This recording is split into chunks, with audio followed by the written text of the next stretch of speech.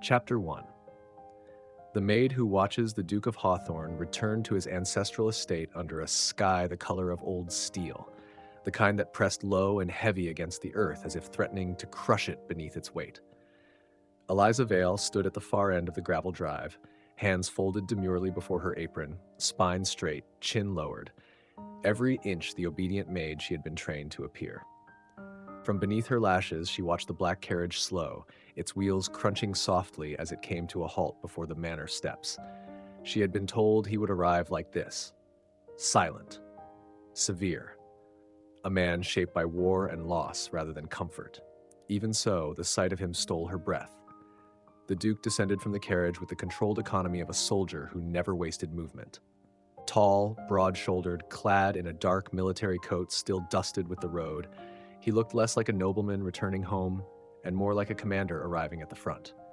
His jaw was unshaven, his mouth a hard line carved by years of issuing orders that sent men to bleed in foreign fields. His gaze lifted and struck her like a blade. Steel-gray eyes swept the servants assembled before him, sharp and assessing, as if cataloging threats rather than welcoming faces. When his attention brushed over Eliza, she felt it like a physical touch, a chill sliding down her spine. He did not linger. "Inside," he said, voice low, clipped, utterly devoid of warmth. "I don't intend to stand in the cold for ceremony." Yes, definitely grumpy, Eliza thought, even as she curtsied. As the household moved, she followed, heart steady despite the danger humming beneath her skin. This was no ordinary posting. The Duke of Hawthorne was under quiet investigation by the Crown, suspected of harboring sympathies that could tip the fragile balance of a nation still reeling from war. And Eliza Vale had been placed in his home to uncover the truth. The manor swallowed him whole, shadows stretching long across the marble floors as the doors shut behind them. The Duke removed his gloves with sharp precision, handing them off without looking. "Dismissed," he said to no one in particular. Servants scattered like startled birds, all but Eliza. "You," he said, turning abruptly, eyes narrowing, "you linger." She swallowed, then lifted her gaze with practiced softness. "Begging your pardon, your grace. Mrs. Talbot asked that I see to your chambers personally." His brow furrowed. "I don't recall requesting a new maid." "You didn't," she said gently, "but you were expected." Something unreadable flickered across his face. Suspicion, perhaps, or fatigue. He studied her anew, really studied her this time. The plain brown dress, the neat hair, the calm, open expression that revealed nothing of the sharp mind ticking behind her eyes. "Very well," he said at last. "Do your duty, and do it quietly." She inclined her head. "Of course, your grace."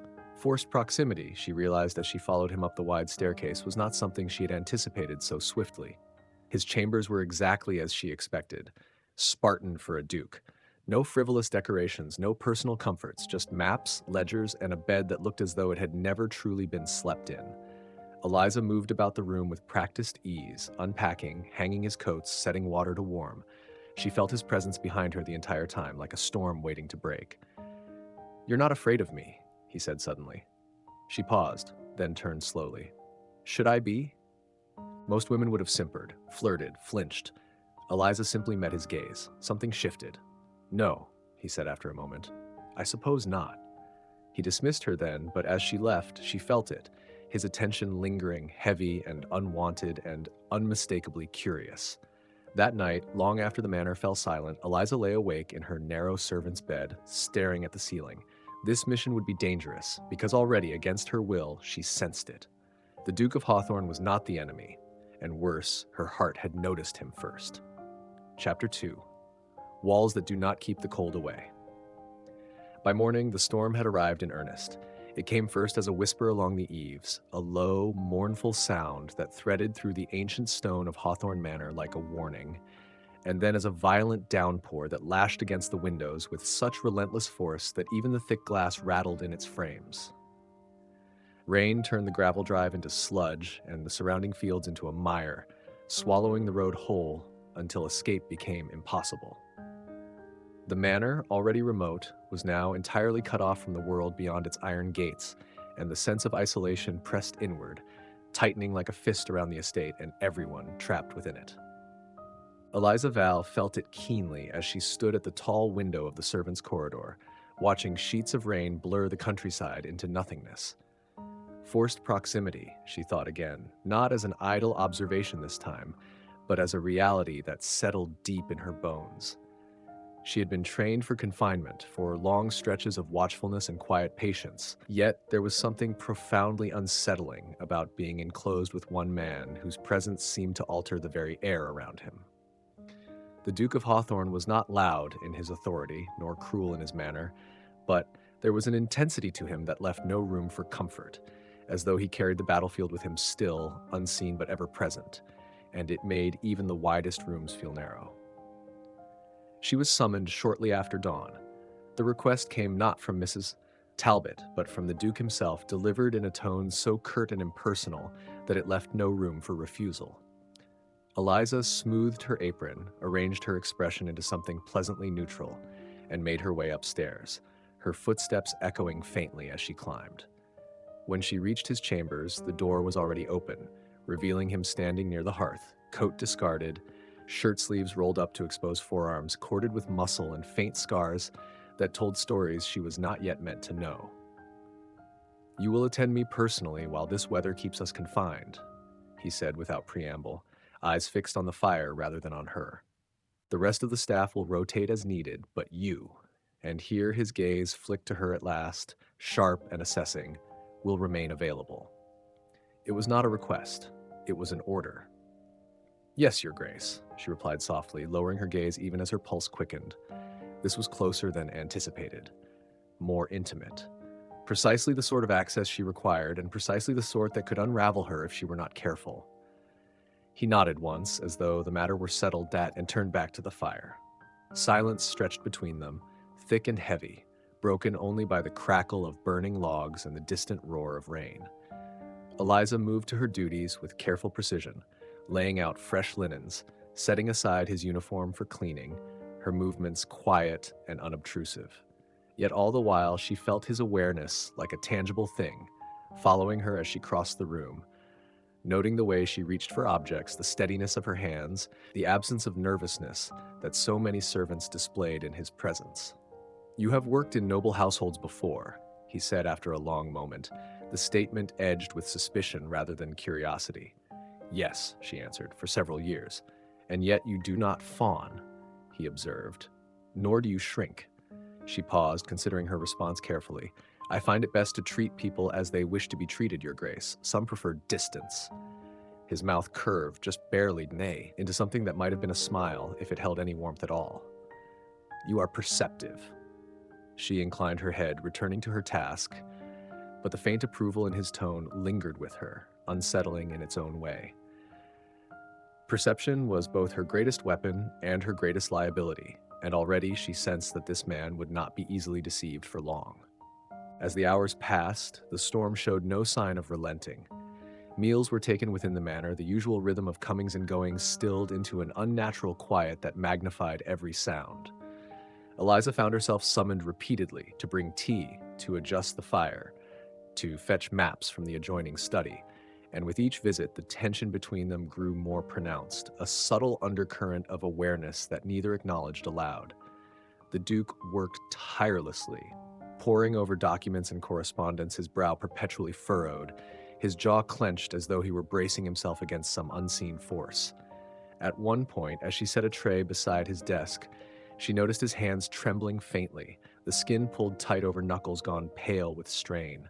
It was gone in an instant, masked beneath stillness, but she had seen it all the same. "You should rest," she said, before she could stop herself. His head snapped up, eyes flashing. "That is not your concern." "No," she agreed quickly, lowering her gaze. "Forgive me." But the damage was done. He rose abruptly, pacing the length of the room like a caged animal, the controlled veneer cracking just enough to reveal the exhaustion beneath. "You speak as though you know something of war," he said, voice low and dangerous. "I know something of men who do not allow themselves peace," she replied, her tone gentle but unwavering, "and I know it takes its toll." For a long moment he said nothing. Then, unexpectedly, he laughed, a short, humorless sound that echoed off the stone walls. "You are an impertinent little thing for a maid." She met his gaze then, her expression open, unafraid. "Perhaps," she said simply, Or perhaps I am merely honest. Something shifted in him at that. The anger drained from his expression, replaced by something far more unsettling: interest. The afternoon wore on, and with it came the first true test of their enforced closeness.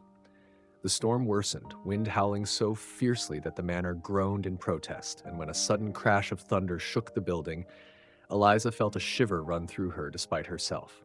She was not frightened easily, but the raw power of nature, so unchecked and relentless, had a way of humbling even the most composed spirit. She was in his chambers again, refilling the water basin when it happened. A sharp cry tore from the Duke's throat, low and involuntary, followed by the sound of something shattering. Eliza spun just in time to see him stumble, one hand braced against the wall, his face contorted in pain, and something far darker: panic. "Your Grace," she said, rushing to his side without hesitation. "What is it?" "Get away," he growled, though his voice lacked its usual authority. "Leave me." She did not. Instead, she reached out, steadying him as his knees threatened to buckle, feeling the heat of his body through the thin fabric of his shirt. The tension coiled tight beneath her fingers. He was shaking now, breath coming in harsh, uneven bursts, eyes unfocused, as though he were seeing something far removed from the present moment. "It's all right," she murmured, her voice low and soothing, the way she had been taught to speak to men on the brink of breaking. "You're home. You're safe." The words seemed to reach him at last. His grip tightened on her arm, fingers digging in as though she were the only solid thing left in the world, and for a heartbeat, he allowed himself to lean into her support. The intimacy of the moment stole her breath, the awareness of his strength and vulnerability so closely intertwined that it left her reeling. When he finally pulled away, the distance felt abrupt, almost painful. "You will not speak of this," he said, regaining his composure with visible effort. "Never," she promised, and meant it. From that moment on, everything changed. The Duke watched her with new eyes, his reserve fractured, his glances lingering longer than propriety allowed. Eliza felt the shift keenly, the slow, inevitable slide from suspicion into something far more dangerous: attachment. She saw it in the way his gaze softened when he thought she was not looking, in the way his voice lowered when he addressed her, stripped of its edge. And she felt it in herself too. The growing ache beneath her ribs that had nothing to do with duty and everything to do with the man who haunted her thoughts long after she returned to her narrow bed. That night, as the storm raged on and the manor slept uneasily, the Duke of Hawthorne stood at his window, staring out into the darkness, and acknowledged a truth that unsettled him more than any battlefield ever had. He trusted her, and worse still, he wanted her near. Chapter 3. The things that wake in the dark night at Hawthorne Manor was never truly silent, but it carried a particular kind of stillness that pressed upon the senses, thick and watchful, broken only by the low moan of wind slipping through stone corridors that had borne witness to centuries of secrets. The storm had not yet spent itself. Rain continued to lash the windows with tireless persistence, and thunder rolled across the sky like distant cannon fire, echoing too closely to memories better left buried. Eliza lay awake in her narrow bed, hands folded over her stomach, staring into the darkness as though it might offer answers she did not dare ask aloud. Sleep eluded her, not from fear of the storm, but from the restless awareness that the Duke of Hawthorne was awake as well, pacing his chambers with the same relentless energy she could almost feel through the walls. It was not intuition alone that told her this. She had heard him earlier, the measured tread of boots crossing the floor again and again, a man trapped in his own thoughts with no battlefield left to conquer. Eliza had learned, in her years of service to the crown, that such men were often the most dangerous, not because they sought violence, but because they carried it inside them long after the war had ended, festering in the dark until it demanded release. She turned onto her side, closing her eyes, willing herself to rest, but the image of his gray eyes, hard yet haunted, rose unbidden in her mind, and with it came a tightening in her chest she could not quite explain. The sound came suddenly. A cry, sharp and broken, tore through the manor like a blade, slicing through the quiet with such force that Eliza was on her feet before she had time to think. She wrapped her shawl around her shoulders and slipped into the corridor, heart pounding, her bare feet silent against the cold stone floor. The The sound came again, lower this time, followed by the unmistakable thud of something striking wood. There was no mistaking its source. She did not knock. The Duke's chamber door stood ajar, light spilling into the corridor in a pale, flickering wash. Eliza pushed it open and stepped inside, her breath catching at the sight before her. The Duke of Hawthorne stood in the center of the room, stripped of coat and waistcoat, his shirt darkened with sweat, his hair damp and disheveled as though he had run miles rather than paced a single room. His hands were clenched at his sides, fists white-knuckled, his chest heaving as he dragged in uneven breaths, eyes fixed on something only he could see. "No," he whispered hoarsely, shaking his head as though trying to dislodge the vision. "No." "Your Grace," Eliza said softly, careful not to startle him, though every instinct screamed at her to run to his side. He did not seem to hear her. His gaze darted wildly, his body tensing as though bracing for an unseen blow, and when he turned suddenly, his eyes met hers with such raw terror that it stole the air from her lungs. This was not the controlled, distant Duke she had come to know over the past days. This was a man caught in the jaws of memory, dragged back into a hell he could not escape. She crossed the room in 2 swift strides and reached for him, placing a steadying hand on his arm. He flinched violently at the contact, a sharp gasp tearing from his throat, and for a moment she feared he might strike her without meaning to. Instead, his grip closed around her wrist, tight enough to bruise, as though she were the only thing anchoring him to the present. "It's over," she said, her voice low and firm, the way she had been trained to speak in moments like this. "You're here. You're safe." He stared at her, breath shuddering, his grip loosening inch by inch as her words sank in. Slowly, painfully, awareness returned to his eyes, the wildness receding to leave behind exhaustion so profound it hollowed him out. He released her wrist at last, stepping back as though ashamed of his loss of control, and dragged a hand through his hair. "You should not have seen that," he said, his voice rough, stripped of its usual authority. "Go back to your bed." Eliza did not move. Instead, she took a quiet step closer, her gaze steady, unafraid. "You were calling out," she said simply. "I was worried." Something in her tone, gentle, devoid of judgment, seemed to unravel him further. He let out a breath that was half laugh, half sigh, and sank heavily onto the edge of the bed, elbows braced on his knees, head bowed. In that moment, he looked older than his years, the weight of command etched deep into the lines of his face. "I do not dream," he said after a long silence. "I relive." The words settled between them, heavy with unspoken pain. Eliza moved without thinking, lowering herself onto the bed beside him, close enough that their shoulders nearly touched, but not so close as to overwhelm him. She folded her hands in her lap, waiting, giving him space to continue or not as he chose.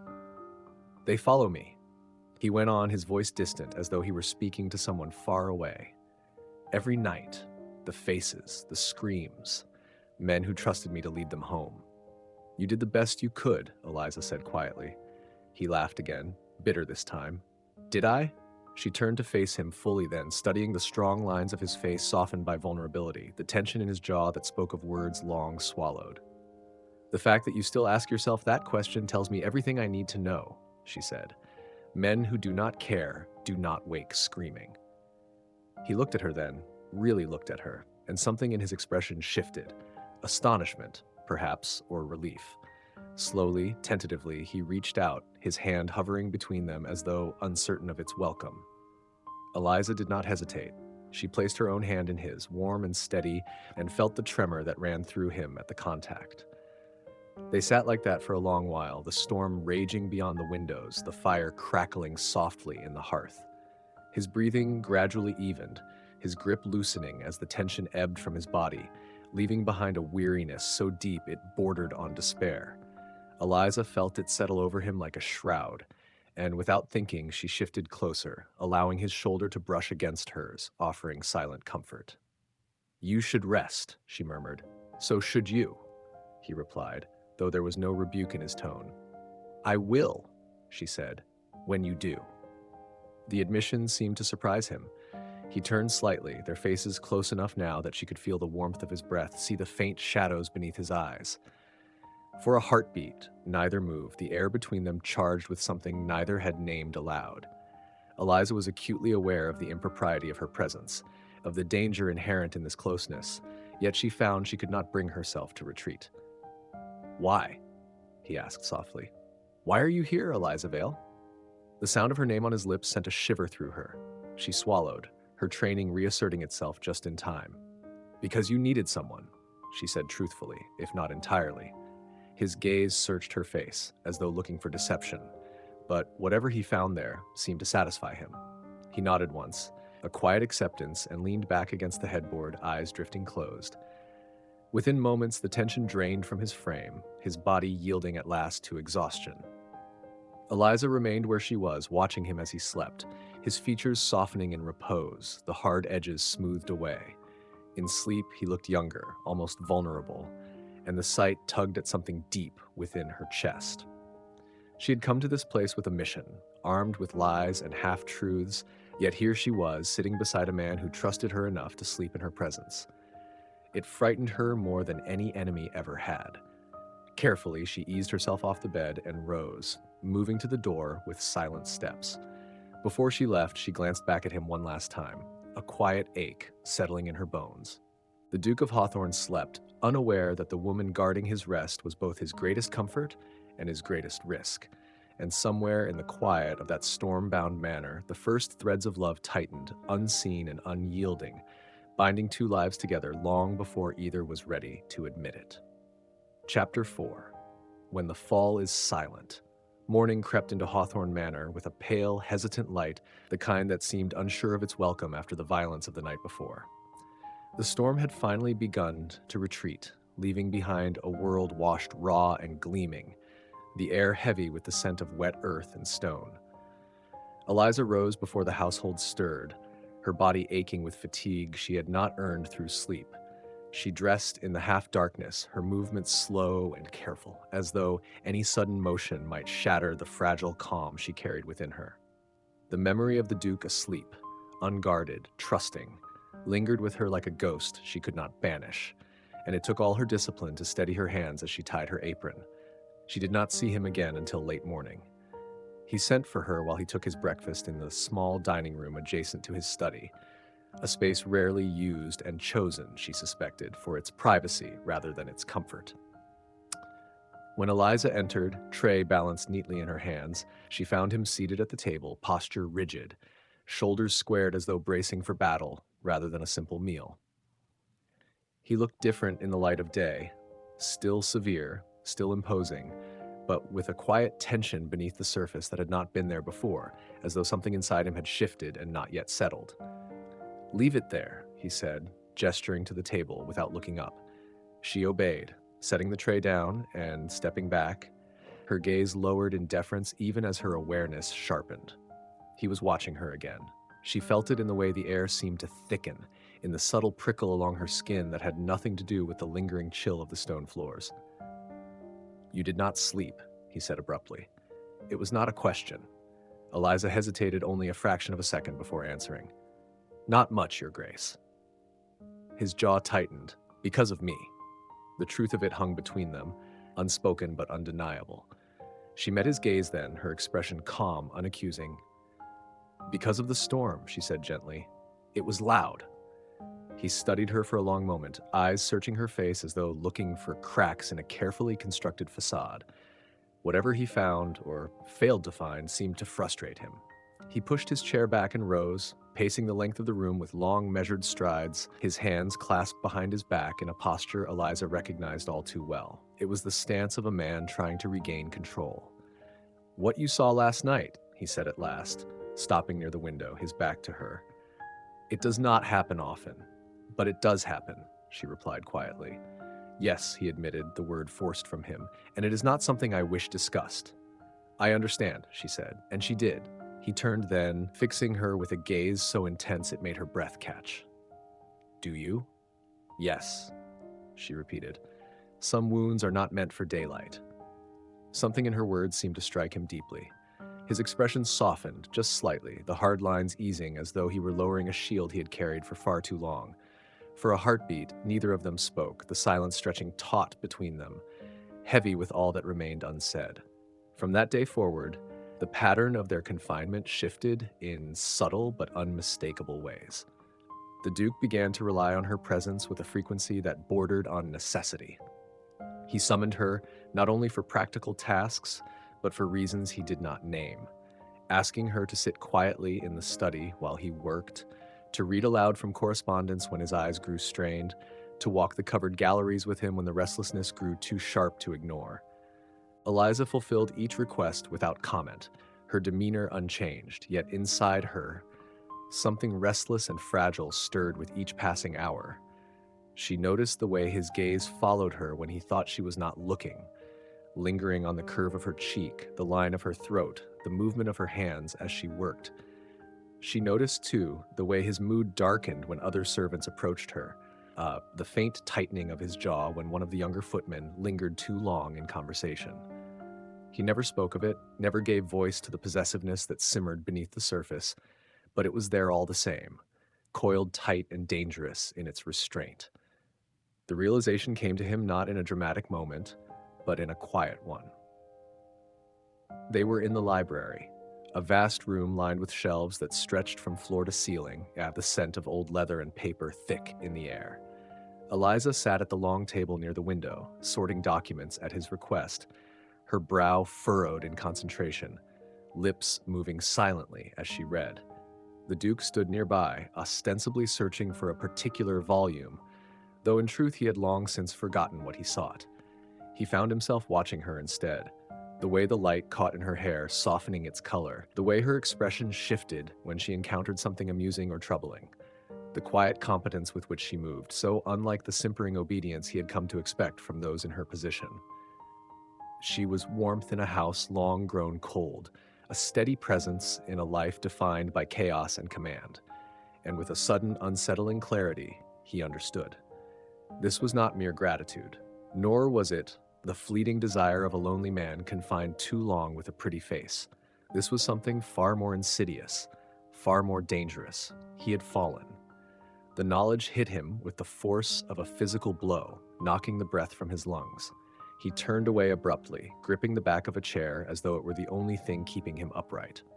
Love, if that was indeed what this was, had no place in his life. It was a liability, a weakness that could be exploited, a luxury he could not afford. And yet, despite every instinct honed by years of war and duty, he found he could not tear himself free of it. "Eliza," he said suddenly. She looked up, startled. "Yes, Your Grace?" He opened his mouth, then closed it again, the words he had nearly spoken dying on his tongue. What could he say? That he thought of her when he woke and when he slept? That the sound of her voice steadied him more surely than any order ever had? That the mere thought of losing her filled him with a fear more profound than any battlefield? "Leave us," he said instead, his voice clipped, retreating behind formality like a shield. Her expression flickered with something like confusion, then smoothed into composure. Of course, she gathered her things and rose, curtsying before turning to leave. As she reached the door, he spoke again, the words torn from him before he could stop them. "You will return later." It was not a request. "Yes," she said softly, and left him alone with the truth he could no longer deny. That night, the Duke stood once more at his window, staring out at the moonlit grounds, his reflection a dark, solitary figure in the glass. He had commanded men into battle without hesitation, had faced death with unflinching resolve, yet the quiet certainty that he loved his maid, loved her deeply and without hope, terrified him beyond reason. Because he knew, even as he tried to bury the feeling beneath duty and pride, that once claimed it would not release him. And Eliza Vale, watching from the shadows of the corridor, felt the shift as surely as he did, the tightening of an invisible bond that neither of them had chosen, but neither could escape. The fall had been silent, but it had been complete. Chapter 5. The line that was never meant to be crossed. The day began with a brittle tension that seemed to cling to every corner of Hawthorne Manor, settling into the stone walls and winding its way through the halls like a living thing. The storm had finally passed, leaving behind a sky scrubbed clean and pale, yet the sense of confinement remained, more suffocating than before. The roads were still impassable, the estate still isolated, and with the return of the sun came a clarity that neither the Duke nor Eliza could avoid any longer. Whatever had been building between them in the hush of rain and shadow had not faded with the morning light. If anything, it had sharpened, made more dangerous by awareness. Eliza felt it the moment she woke. It was not desire alone, though that, too, stirred low and insistent beneath her ribs, but something deeper, heavier, a pull she could not explain away with reason or duty. She dressed slowly, deliberately, her fingers lingering over the simple fabric of her gown, as though grounding herself in the familiar might steady the unfamiliar ache inside her. She reminded herself, as she had every morning since her arrival, of who she was and why she was here. She was a spy, a watcher, a woman trained to observe without becoming entangled, to gather truth without surrendering her own. And yet, when she entered the Duke's study at his summons and found him standing at the window, his back to her, shoulders rigid with barely restrained emotion, every carefully constructed reminder faltered. He turned at the sound of her step, and the look in his eyes stole her breath. Gone was the distant reserve, the carefully maintained detachment. In its place was something raw and unsettled, a hunger he did not bother to hide. His gaze swept over her with slow, deliberate intensity, taking in the curve of her cheek, the gentle swell of her throat, the way her hands clasped together, as though to keep from reaching for him. The silence stretched between them, taut and trembling, until it felt as though the room itself were holding its breath. "You should not be here," he said at last, his voice low, strained. Eliza swallowed. "You sent for me, Your Grace." "I did," he admitted, "and I should not have." The honesty of it sent a shiver through her. She took a careful step forward, stopping just short of him, the space between them charged with unspoken meaning. "If you wish me to leave." "No." The word came too quickly, torn from him before he could temper it. He closed his eyes briefly, drawing in a slow breath as though bracing himself. "Stay." It was not an order this time. It was a plea.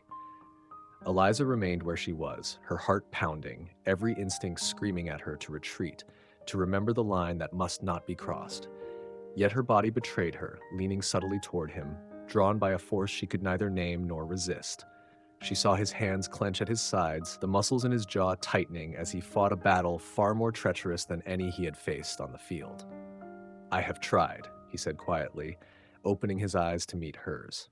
"God help me, I have tried to keep you at a distance, to remember who you are to me."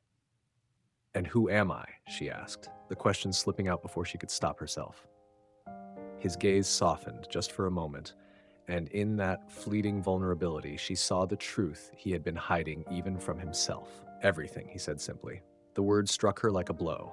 Eliza's breath caught, her composure wavering as emotion surged dangerously close to the surface. She had not expected this, not from him, not so soon. She had anticipated suspicion, perhaps even cruelty if her cover were ever threatened. But this quiet surrender, unraveled her more completely than anger ever could.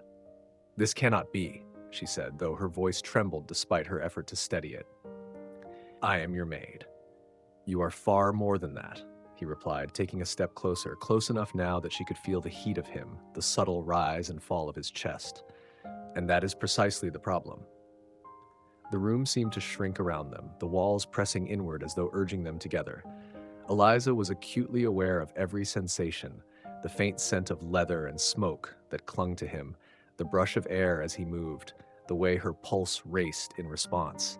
She should have turned away, should have insisted on propriety, should have remembered the consequences that waited beyond this moment. Instead, she lifted her gaze and met his. "I do not regret staying," she said softly. "Not once."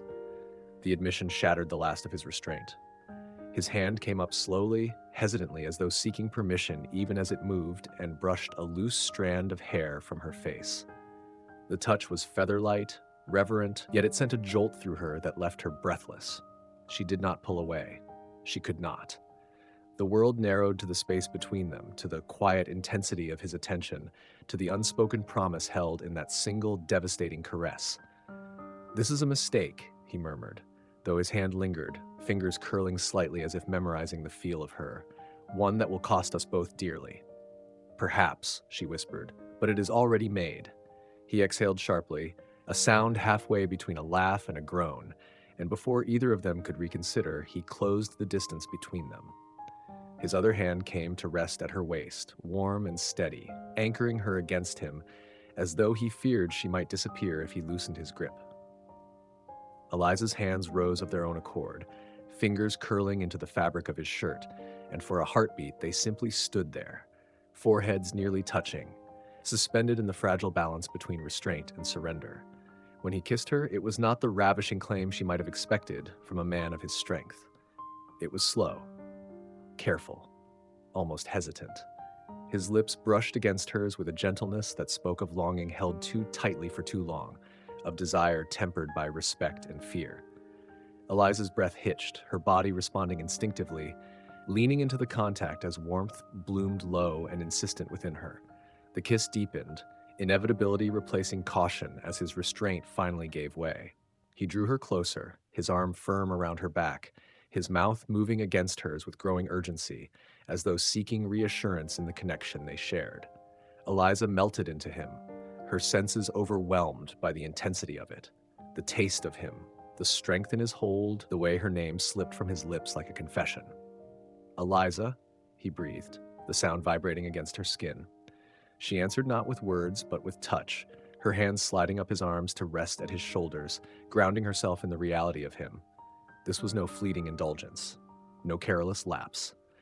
This was the crossing of a line that could never be erased, and they both knew it. He broke the kiss abruptly, resting his forehead against hers, his breath uneven. "If we continue," he said, his voice rough with emotion, "there will be no turning back." Her heart ached at the truth of it, at the knowledge that this moment would change everything. She thought of her mission, of the secrets she carried, of the inevitable reckoning that waited ahead. And yet, standing there in his arms, she could not bring herself to deny the truth that had taken root within her. "Then do not turn back," she said quietly. The sound he made in response was raw, almost broken, and he drew her closer still, holding her as though she were something precious and fragile, rather than a servant bound by circumstance. He kissed her again, deeper this time, and the world beyond the study faded into irrelevance as they surrendered to the connection neither had sought, but both had come to need. They did not speak of love. They did not speak of consequences. But when at last he released her, his hands lingering at her waist as though reluctant to let her go, there was a gravity in his gaze that spoke of vows unspoken and devotion already claimed. Eliza stepped back slowly, her breath unsteady, her heart pounding with equal parts fear and longing. "We must be careful," she said, though the words rang hollow even to her own ears. "Yes," he agreed, though the look in his eyes told her he knew as well as she did that care would not be enough. As she left the room, her steps measured, despite the storm raging within her. The Duke remained where he was, staring at the door through which she had gone, his chest tight with emotion he could no longer deny. He had crossed the line, and for the first time in his life, the Duke of Hawthorne did not regret surrendering to the fall. Chapter 6. The Truth That Bleeds Through Silence. If the days before had carried tension like a held breath, the days that followed their surrender carried something far more volatile, a fragile, trembling hope shadowed by dread. Hawthorne Manor resumed its rhythms as the roads cleared and messengers once more arrived at the gates, yet beneath the surface of ordinary life, everything had shifted. The Duke of Hawthorne moved through his world with a new awareness, one that sharpened both his resolve and his vulnerability. And Eliza Vale felt herself walking a narrowing path, the walls closing in with every glance they shared, every quiet moment stolen in corridors or behind closed doors. He did not touch her again. That restraint, more than anything, unsettled her. He watched her, constantly, intently, but his hands remained firmly at his sides as though he feared that one more caress would undo him entirely. When they spoke, it was with careful formality in public, their voices measured, their expressions composed, yet in private there was a current of longing so intense it left Eliza breathless. It lived in the way his gaze softened when it found her, in the way his voice lowered when he said her name, in the way he positioned himself subtly between her and others, an instinctive, unspoken claim. For the Duke, the decision had been deliberate. Desire he could manage, passion, even obsession were familiar enemies. But love demanded more than surrender. It demanded sacrifice. And he would not take from her what he could not yet offer honorably. He told himself this again and again, clinging to restraint as though it were a lifeline. even as the ache within him deepened, growing sharper with every passing hour. Eliza sensed the change, though she did not yet understand it fully. She only knew that the space between them felt heavier now, laden with words unspoken and truths withheld. She found herself watching him in turn, noticing the way his shoulders stiffened when unfamiliar riders arrived, the way his expression darkened when letters bearing the royal seal were delivered to his study. The investigation, she knew, was drawing closer to its inevitable reckoning, and she was running out of time. The message came on the 5th day. Eliza found it tucked beneath the false bottom of her traveling trunk, slipped there with a precision that spoke of practiced hands and careful timing.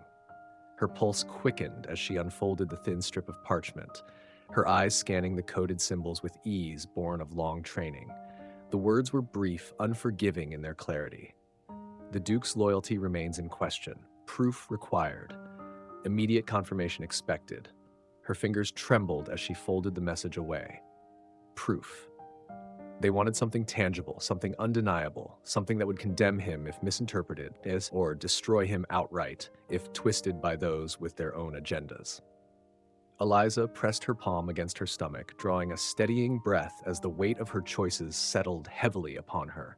She had come here to observe, to uncover treachery if it existed. Instead, she had found a man whose honor ran deeper than any oath, whose loyalty to crown and country had cost him more than anyone knew. And she had fallen in love with him. The realization struck her with sudden, aching clarity, leaving her dizzy.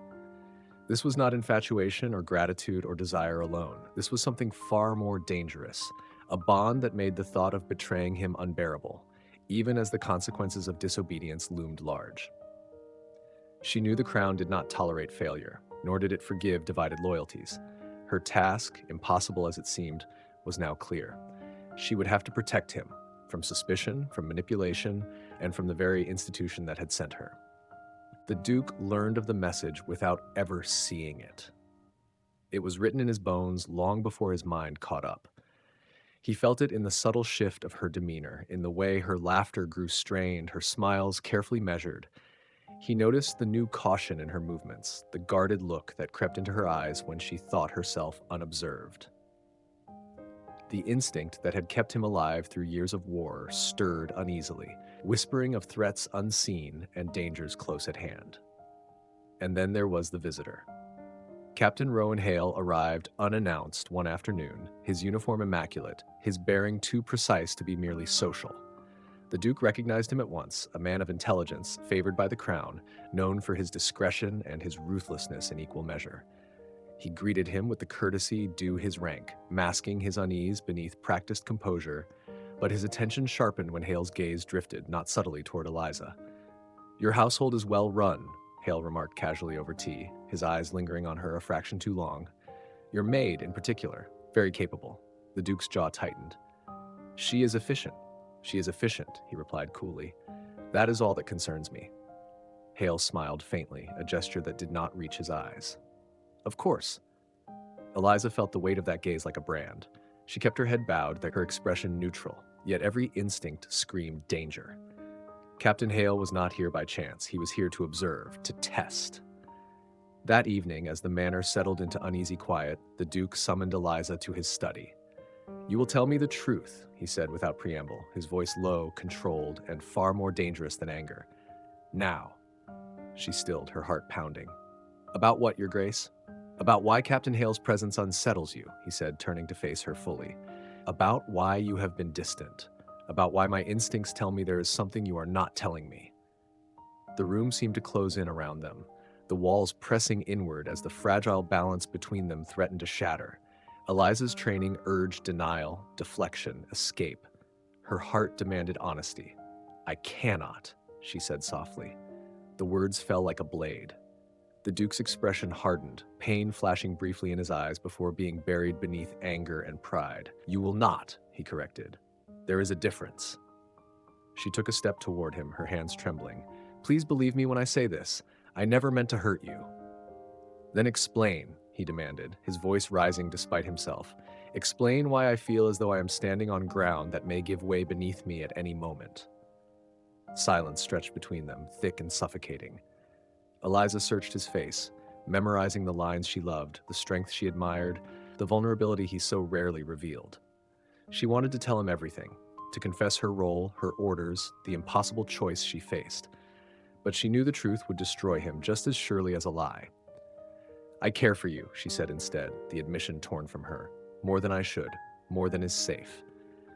His breath hitched, the anger in his expression faltering. "Is that meant to comfort me?" "No," she whispered. "It is meant to be honest." For a moment he seemed to waver, the tension in his shoulders easing as he stepped closer, his voice dropping to a rough murmur. "Then trust me," he said. "Whatever it is, we will face it together." The temptation was overwhelming, but Eliza had seen what happened to men who stood too close to the truth. She had read the reports, witnessed the aftermath, and she would not be the instrument of his ruin. "I am sorry," she said, her voice breaking at last. "I cannot." The distance returned instantly, colder and more absolute than before. The Duke straightened, his expression closing off, the warmth in his gaze extinguished. "Then we are finished," he said quietly. "Whatever this was." The words cut deeper than she had imagined. Eliza bowed, her movements automatic, and turned to leave, her vision blurring as tears threatened to fall. She reached the door before he spoke again, his voice strained, stripped of command. "If you are hiding something that endangers this house," he said, "I will uncover it. And when I do, there will be consequences." She paused, her hand on the door, her heart breaking with the weight of what she could not say. "I know," she whispered, and left him alone. That night, the Duke did not sleep, nor did Eliza. Between them lay a truth sharpened by silence, waiting to draw blood when it finally emerged. Chapter 7. The knees of a duke were not meant for stone. The truth did not arrive with drama or spectacle. It did not come wrapped in accusation or shouted across a room. It came quietly, as such truths often did, carried on the back of a single careless moment when vigilance failed and fate decided it had waited long enough. Eliza was in the east corridor, her arms full of linens, when Captain Hale stepped out of the shadows. She knew at once it was over. There was something in his expression, measured, satisfied, almost regretful, that chilled her more deeply than any blade could have.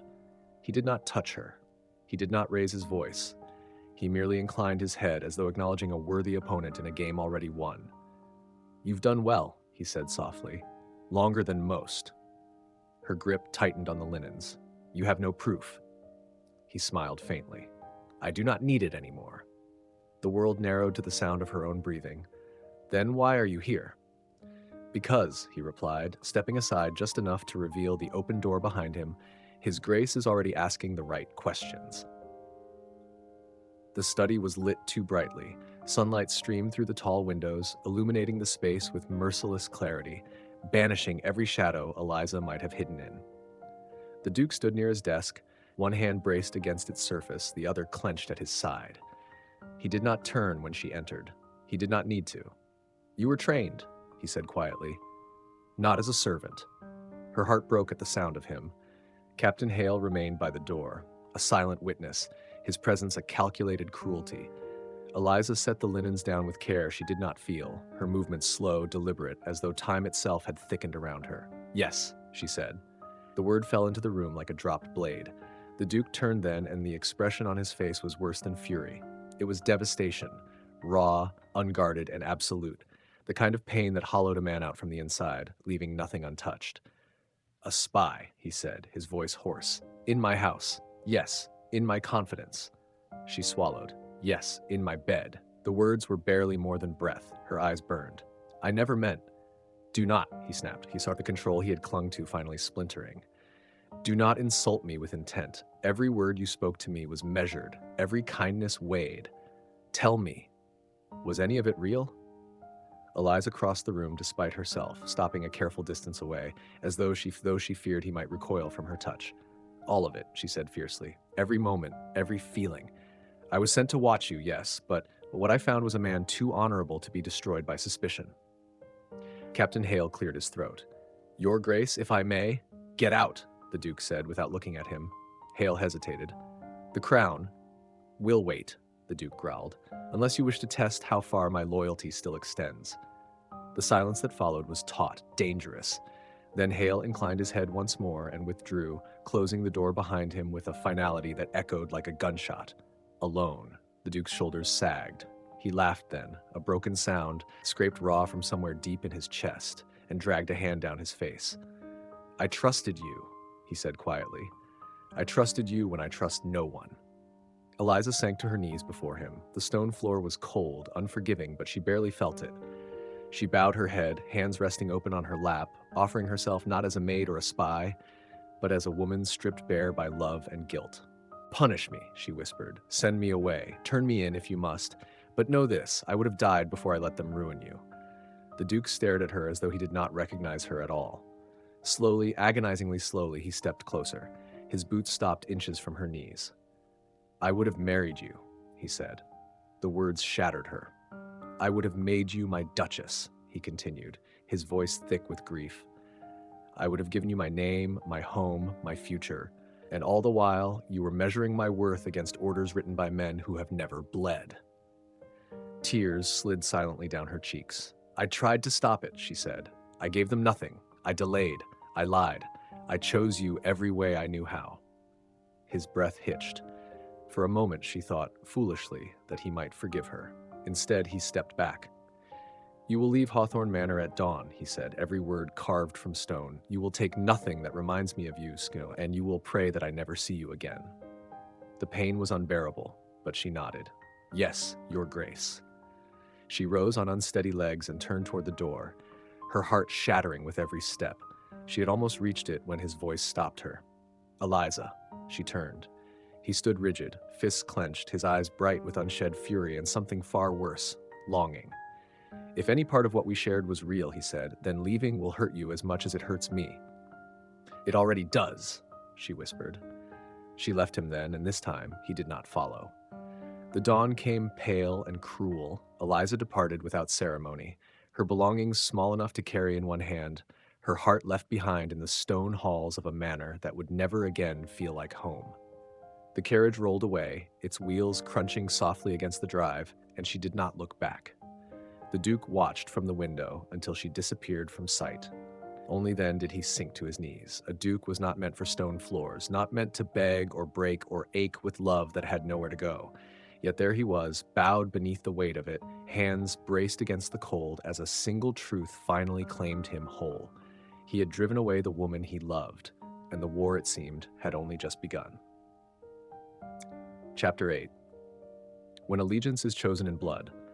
Hawthorne Manor had never known silence like this. It was not the peaceful quiet of rest or the dignified hush of a great house settled for the night, but something sharper, more brittle, a stillness stretched too thin, ready to crack at the slightest provocation.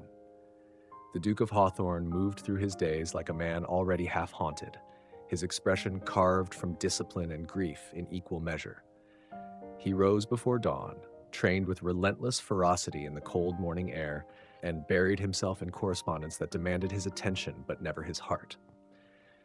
The servants spoke in whispers now, their gazes skittering away from him as though afraid to meet the storm they sensed beneath his composure.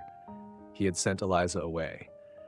The knowledge sat in his chest like a wound that refused to close, raw and aching, no matter how tightly he tried to bind it with duty. He told himself it was necessary. That betrayal, no matter how well-intentioned, could not be forgiven without cost. That love built on deception was too fragile to survive the truth. And yet, in the quiet moments when no one watched him, when the night pressed in and memories crept unbidden into his thoughts, it was her absence that tormented him most. The empty chair by the fire, the silence where her voice should have been, the loss of the steady warmth she had brought into his fractured life. The crown did not wait.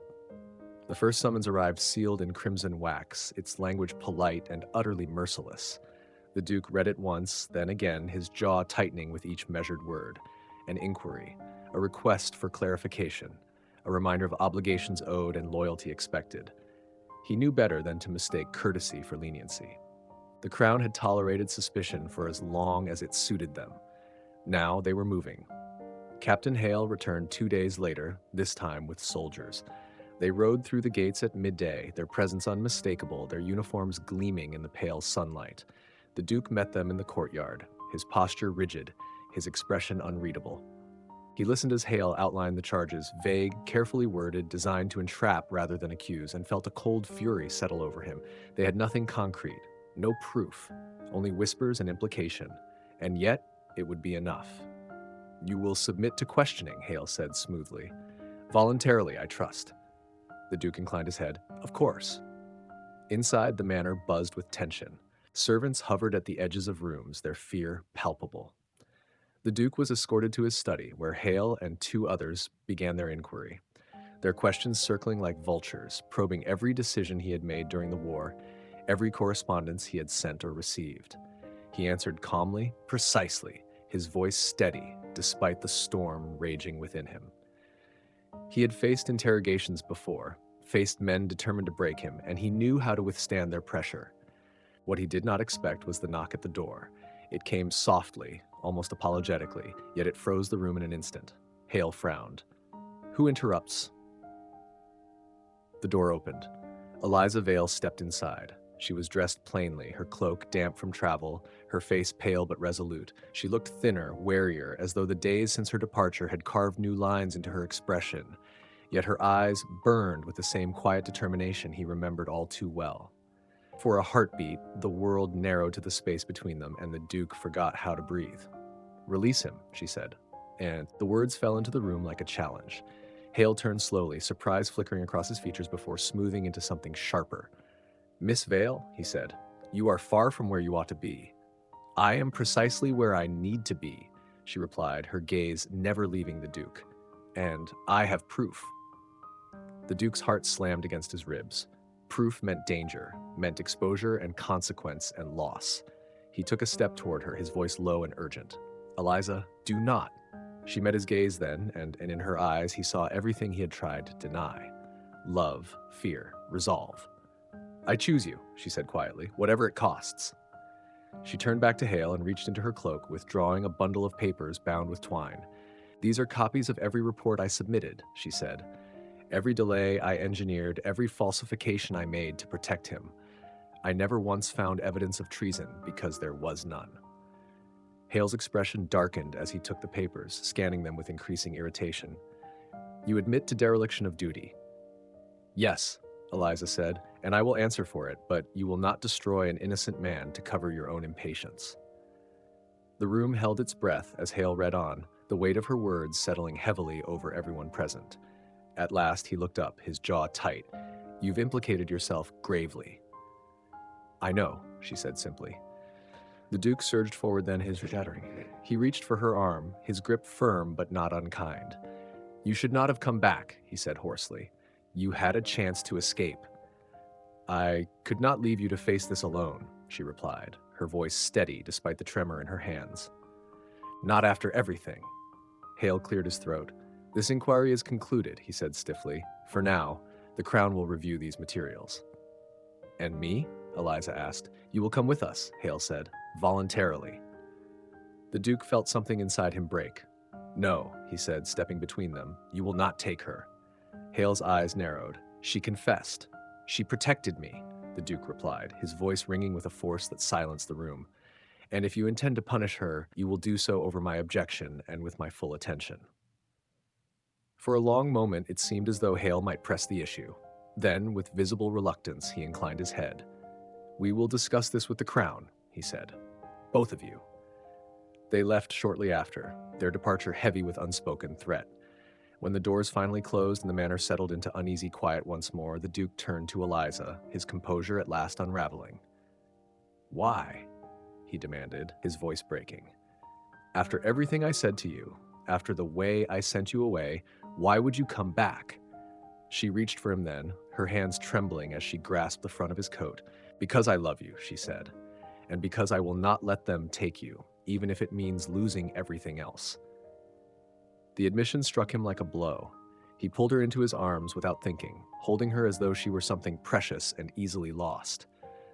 She clung to him in return, her face buried against his chest, and for the first time since her departure, the ache in his chest eased, just slightly. "I was wrong," he said into her hair, his voice thick with regret. "I should never have sent you away. I should have trusted you." "Yes," she whispered, "you should have." He laughed softly, a broken sound edged with self-reproach. Then I will spend the rest of my life making amends. They stood like that for a long while, the weight of their choices pressing in from all sides. The future was uncertain, fraught with danger and consequence. Yet in that moment, one truth stood unassailable. They had chosen each other, and whatever war lay ahead, they would face it together. Chapter 9. What the body confesses before the heart is ready. The days that followed were marked by waiting. It was a peculiar kind of torment, the waiting, neither passive nor peaceful, but sharp-edged and consuming, threaded with uncertainty that gnawed at the mind no matter how fiercely one tried to keep it at bay. Hawthorne Manor became a place suspended between outcomes, its halls echoing with a tension that no amount of routine could soften.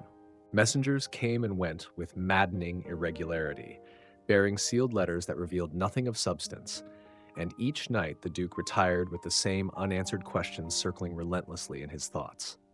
Eliza remained. That in itself felt like both victory and penance.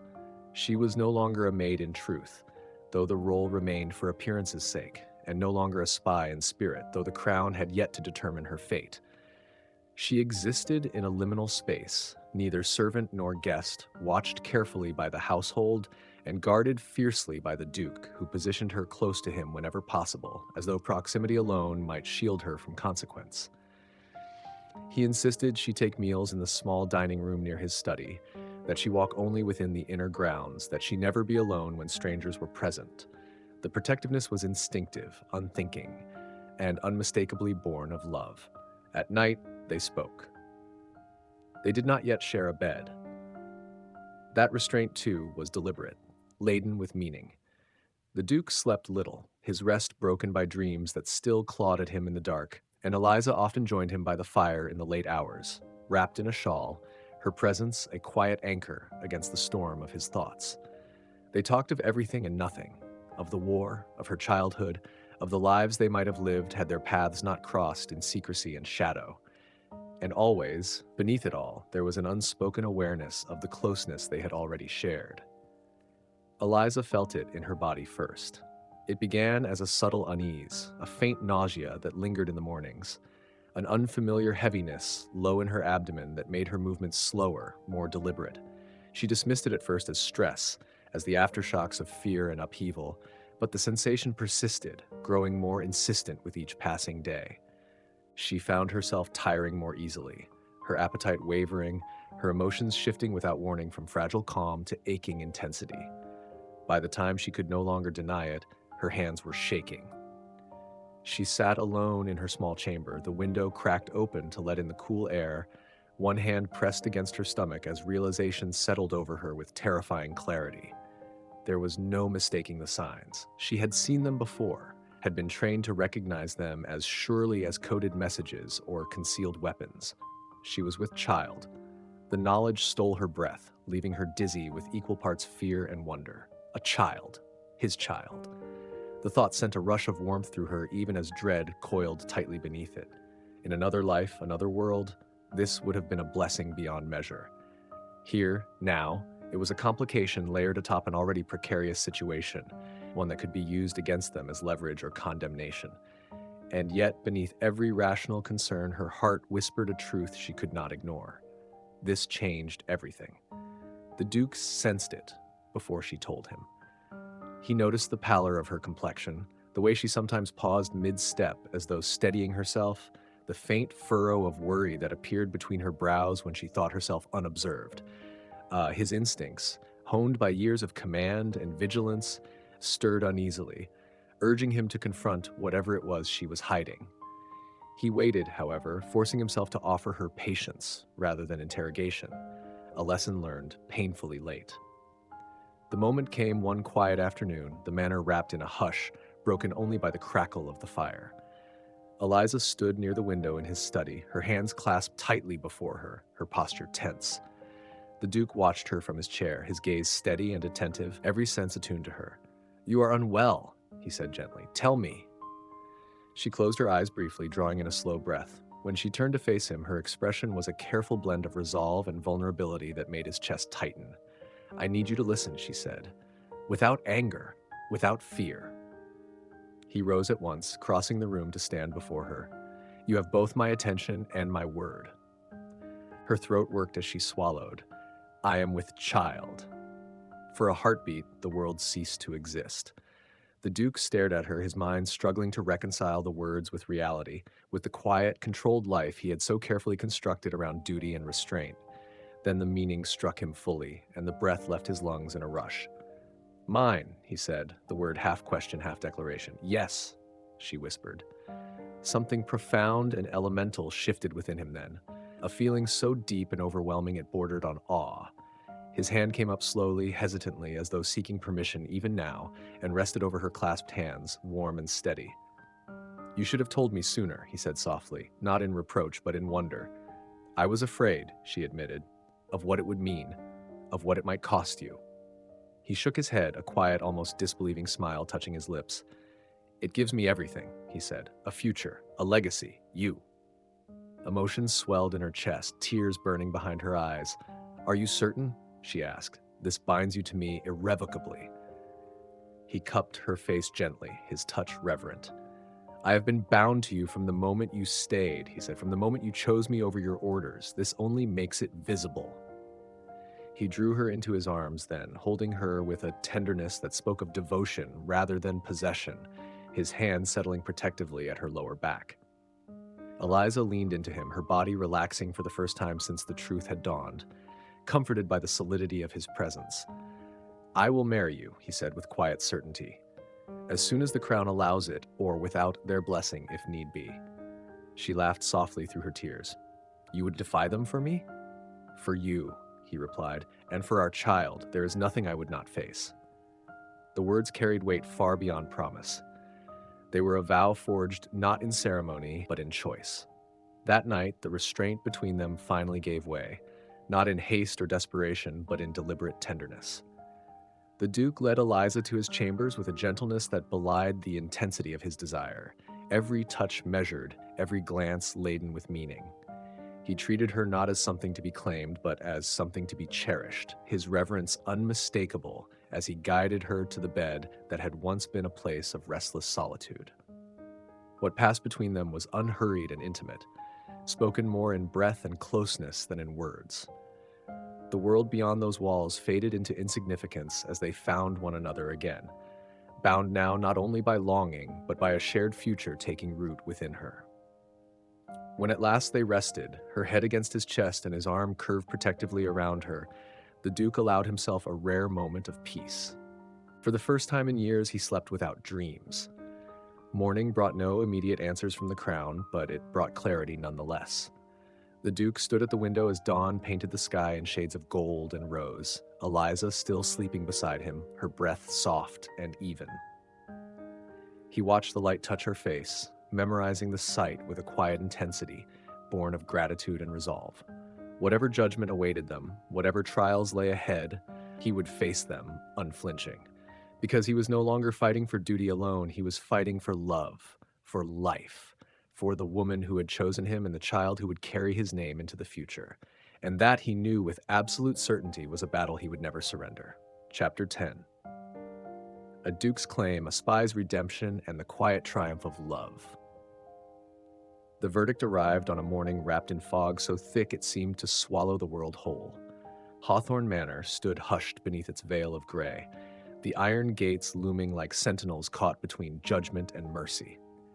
The Duke stood at the foot of the grand staircase, his posture unyielding, his expression carved from resolve rather than stone.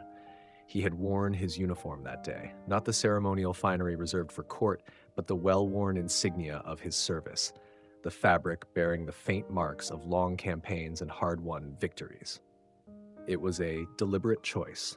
He would not face the crown as a noble seeking favor, but as a soldier who had given everything asked of him and more. Eliza watched him from the shadows of the upper landing, one hand resting instinctively against her abdomen. The curve was not yet visible to the eye, but she felt it with every breath she took, a steady, grounding presence that reminded her what was at stake. She had dressed simply in a gown of soft blue that made her look neither maid nor duchess, but something uniquely her own. The house might still whisper about her, might still weigh her worth against her past, But none of that mattered now. The Duke turned at the sound of approaching footsteps, his gaze lifting instantly to her.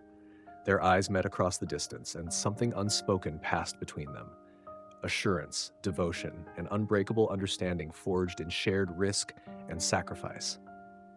He offered her a small nod, a silent promise that steadied her trembling heart. They did not make them wait long.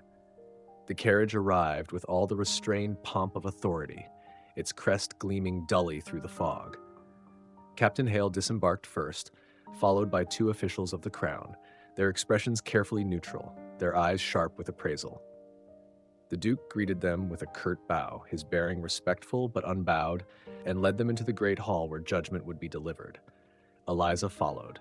Gasps rippled through the gathered servants as she descended the stairs and took her place beside him, her hand slipping into his without hesitation. The Duke felt the tremor in her fingers and tightened his grip, anchoring her as he always did now, instinctively, fiercely. He did not care who saw. Let the world take note. The lead official cleared his throat. Duke Hawthorne, he began, his voice measured. We have reviewed the evidence submitted by Miss Eliza Vale as well as the findings of our inquiry. Silence fell, heavy and expectant. You stand accused of no wrongdoing, the man continued.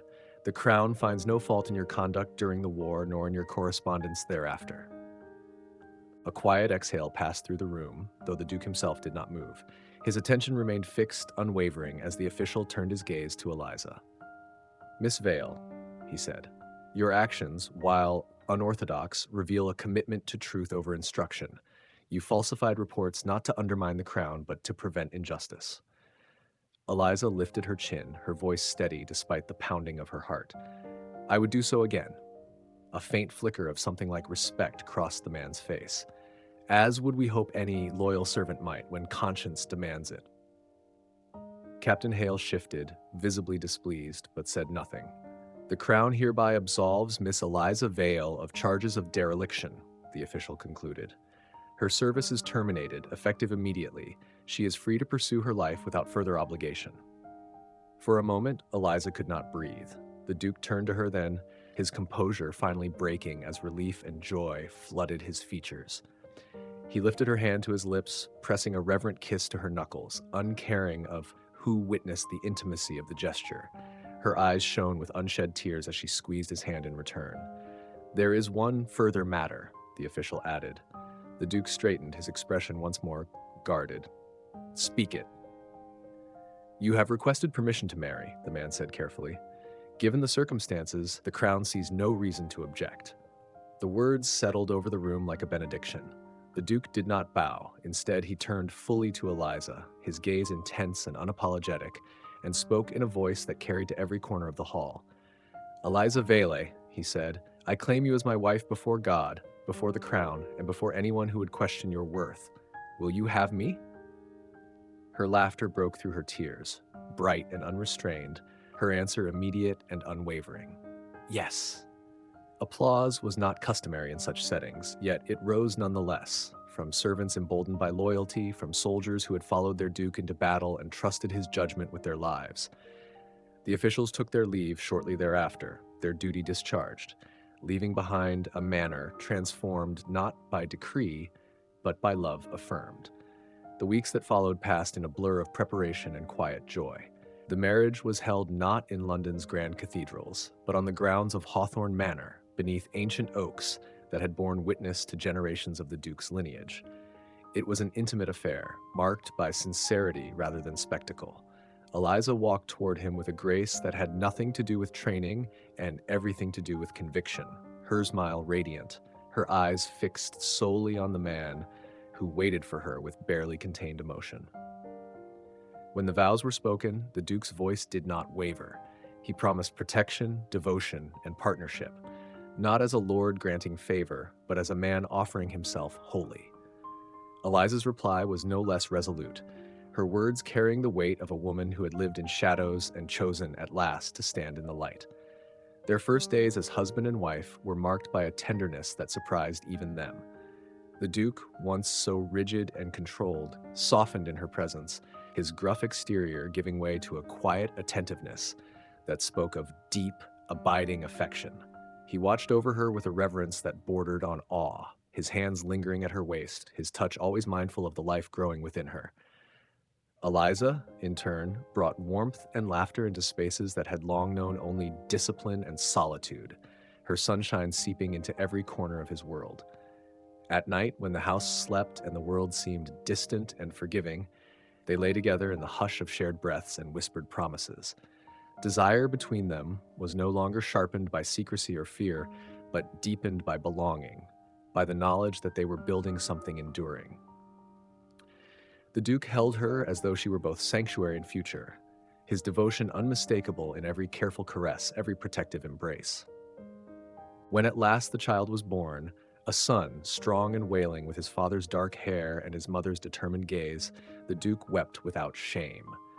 He cradled the infant against his chest, his hands trembling as he looked down at the proof of everything he had fought for. Eliza watched him from the bed, exhaustion and joy warring in her expression, her heart so full it threatened to overflow. In that moment, she knew with absolute certainty that every sacrifice had been worth it. Hawthorne Manor changed. Laughter echoed where silence once reigned. Light filled rooms long shadowed by duty alone. The Duke, still formidable and respected, became known also as a devoted husband and father, his gruff demeanor softened by the presence of his family. Eliza, no longer hidden or underestimated, stood at his side as an equal, her intelligence and insight valued rather than concealed. Together they forged a life not dictated by orders or expectations, but by choice. And in the quiet moments when the fire burned low, when their child slept between them, when the world seemed briefly kind, the Duke would press his forehead to Eliza's and murmur words he had once thought himself incapable of saying. "You saved me." She would smile, sunshine and steel in equal measure, and reply, "We saved each other." Their story, born of secrecy and sacrifice, did not end with victory alone. It endured, with love, with legacy, and with a future claimed not by blood or crown, but by two souls who chose each other again and again without regret.